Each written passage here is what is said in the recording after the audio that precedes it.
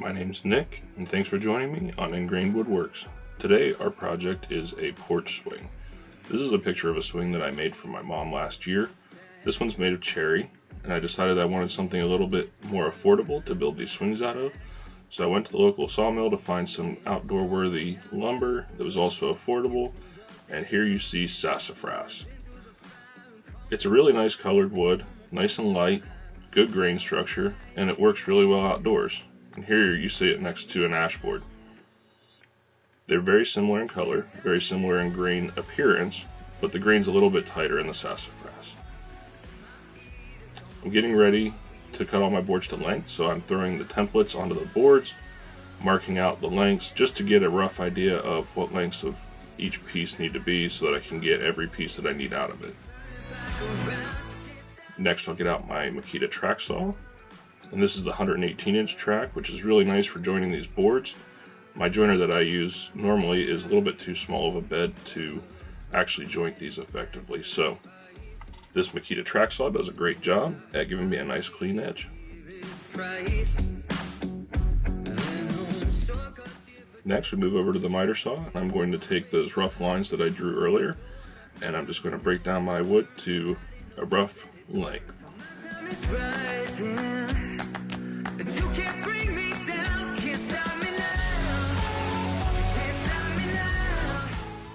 Now over to the planer. I would normally joint one face of this board to make sure that they are going to be nice and flat to get a parallel surface, but these actually look really good off the sawmill. And being that this is an outdoor piece and the boards are already in good shape, I'm just going ahead and running them through the planer. Now that they're out of the planer, I'm going to lay out my pieces on the shorter pieces of lumber that we cut out at the miter saw, just fitting them onto the boards best I can, lining up one edge to the clean edge from the joiner, or from the track saw that I used to joint. And then here you'll see that a couple of the pieces on the alternate side didn't make it out quite to the edge, and that's because I realized that that edge wasn't cleaned up.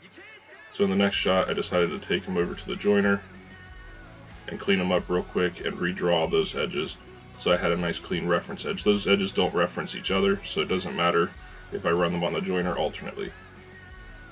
Here I'm using my bandsaw just to rough cut out all these pieces, and then taking it over to the table saw using my templates as a guide to cut all of the pieces that have parallel edges parallel. So I'm working on the arms, and then the bottom supports also have a nice parallel edge, so I'm just running those through real quick. This gives me a nice clean parallel edge.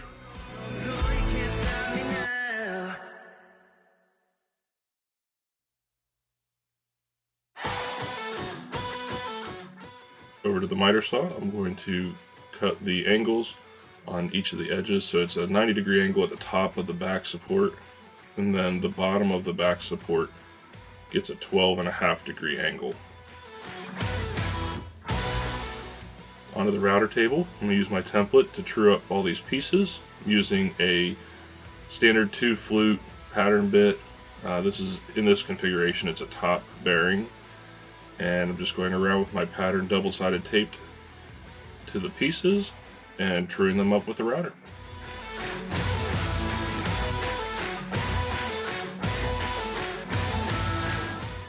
Here I'm cutting to width the supports that go underneath the arms, and then cutting the ends. They get a set of parallel 12.5-degree angles.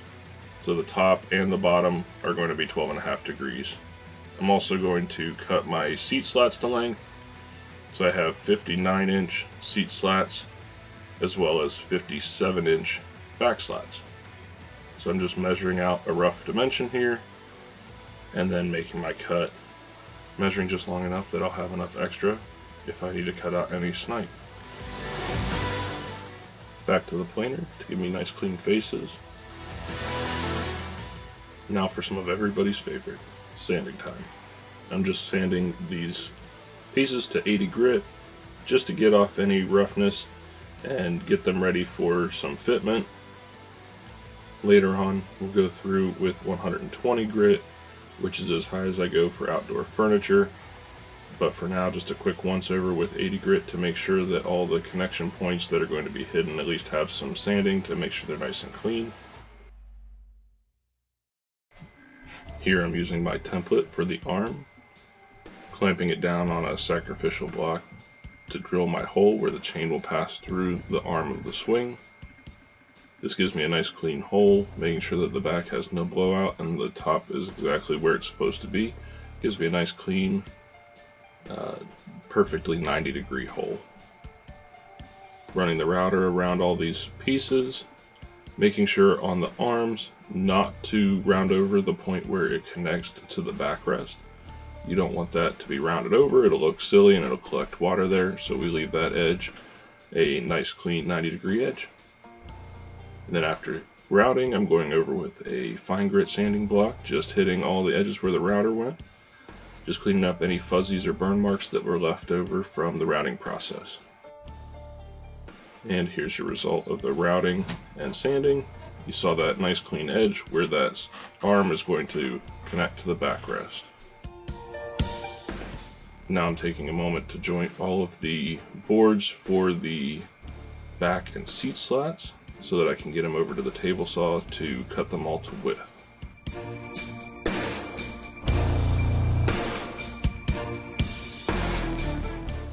At the table saw, I cut one 1x2, one 1x4, and those will be for the top and front stringers that go across all of the back and bottom supports. And then I cut all my 1x3s for my seat slats.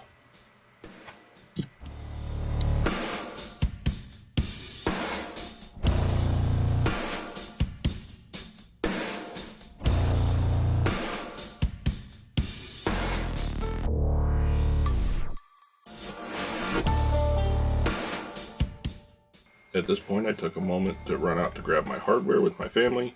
We went to the local Rural King, and of course we had to stop and see the chickens on our way back to the hardware section. My best advice for buying hardware, especially if you want to produce these swings in a full production run where you're trying to make money off of them, is to buy from a hardware store that sells by weight rather than by the piece. So here I got my eyelets, and then we went to the next aisle over, and I grabbed all of my nuts, bolts, lock washers, and I ended up spending about $8 total. If I had gone to Home Depot or Lowe's, this would have been substantially higher.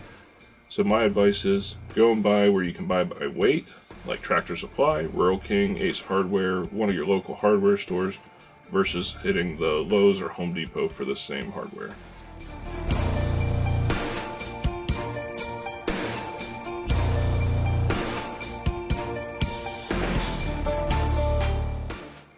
Now that I'm back with my hardware, I took a moment to check my final length for my back and seat slots. The 59 and 57 inch measurements weren't quite known until this point, so I had actually kind of shuffled some of the footage around. I took a moment to round over all the edges on the pieces that I cut.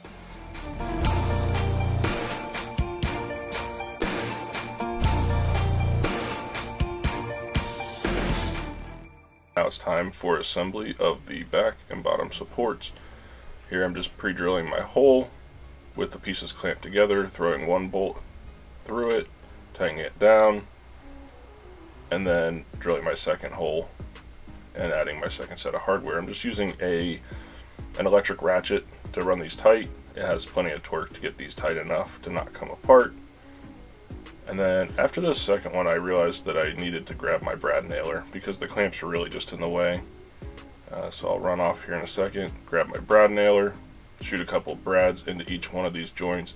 It just made it a lot easier to get the alignment right real quick and then throw the hardware in rather than having the clamp in the way as I was pre-drilling.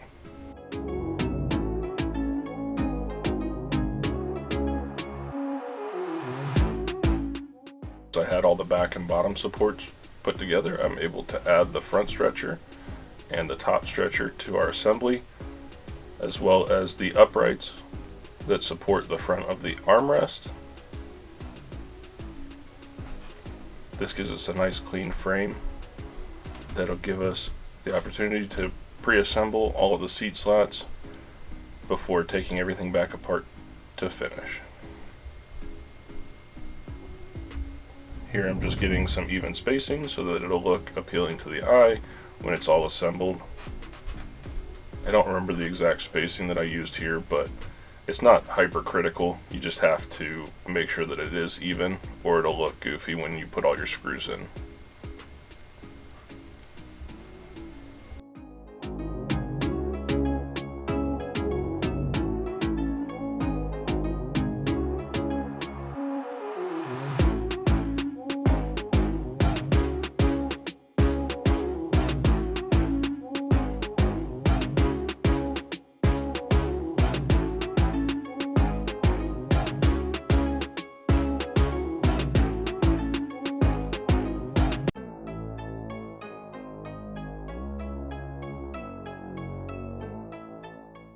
Now it's time for the seat slats, and the critical part here is making sure that you pre-drill well, that your drill is going to drill to a depth that's going to sufficiently allow the threads to not split any of the pieces. I did have an issue with this, and I had to back a couple out, glue and clamp overnight. But if you use one of the pre-drill and countersink bits, just make sure that the bit part is long enough that it's going to fully allow the screw to seat without causing any damage to the wood that you're using. And if not, to make sure that you go back with a second drill with a standard twist drill to kind of wallow out that hole a little bit to give it some space to get down in there. If you do crack one of these boards, it's not the end of the world. You just have to take it apart, glue and clamp it, let it sit, unless it truly splits into multiple pieces. Here I just ended up with a small split that I was able to glue and clamp, and we were good to go.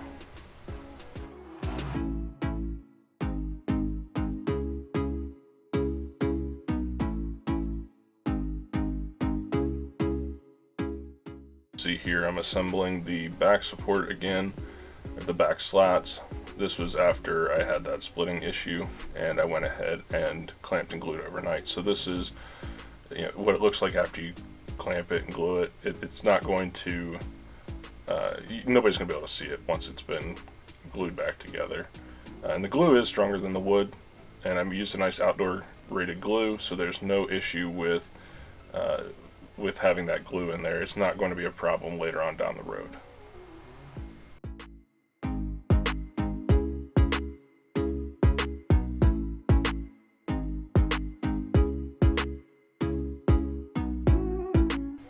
And here our swing was finally assembled, and everything looked good. I did use drill bits for the spacing to make sure that I had a 1/4 inch space between each of the seat and back slats. So just grab a couple of extra 1/4 inch drill bits from the hardware store, use them as spacers if you don't have any kind of spacer block. You could also use a piece of flat stock steel or anything really that's going to give you an even spacing. Here I'm taking the seat slats off to get ready for finish. And my tip here is make sure that you number them as you take them off, and remember which order you numbered them in. This will make it a lot easier because all those holes were custom pre-drilled for each of these seat slats. None of them are alike, so if you just take them off and try and put them back up, you will have no fun trying to figure out where each one's supposed to go.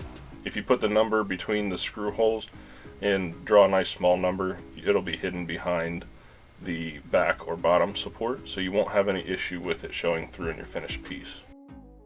Now it's time for some more sanding. I'm using some 120 grit sandpaper to go over all of the components of the frame, and then I will do the same for the seat and back slats, making sure that everything's ready for finish. Again, I only go up to 120 grit when it comes to outdoor furniture. There's no need to go any higher, especially with the total boat finish that we're going to be putting on this piece. You won't feel any kind of roughness through it, as the finish gives it kind of a plasticky feel. So I'm using my orbital sander to go over any of the large flat spots, and then coming back with a fine grit sanding sponge to hit any of the edges, as well as just to run a quick pass over the back just to smooth it out, making sure not to erase my number that I drew for each of the seat slats.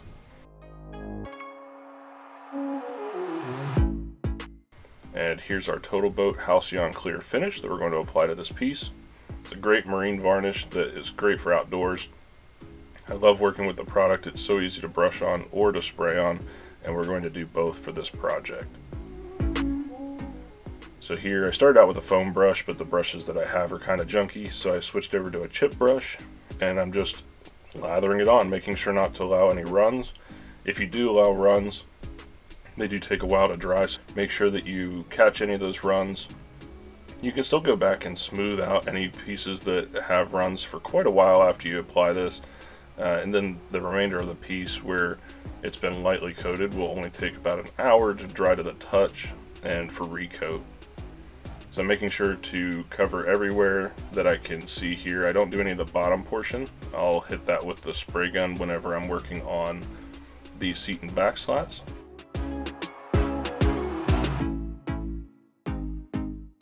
So I'm just hitting the finish after it dried with some sandpaper between the first and second coat here. Just knocking down any nibs that may have formed or any runs that I failed to catch in time. This is actually the next day, so any of those runs are fully cured all throughout. And then I'm going back with another nice light coat. The second coat can be substantially lighter than the first. You're just trying to get a wet appearance on the entire piece, not necessarily trying to glob it on and get a nice heavy coat. This will give you your smoothness and the nice texture when people are sitting on the swing. Before I coat the seat slats and back slats, I'm going to go ahead and brand the top back slat. I like to brand it there because it's out of the way, but people still know who made it. The paint sprayer that I'm going to use to spray the seat and back slats is the Finish Max Super, and that's by HomeRite. It's a great sprayer for finish and paint. Easy to use, comes with some tips that are specifically made for varnish. Once you adjust your paint flow, you're set and ready to go.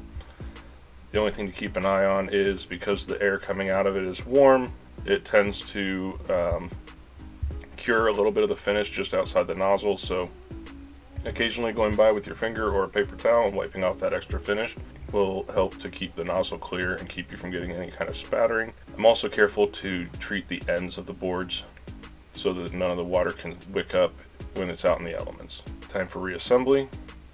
I'm just going through, taking the pieces that I already pre-marked and putting them back exactly where they belong.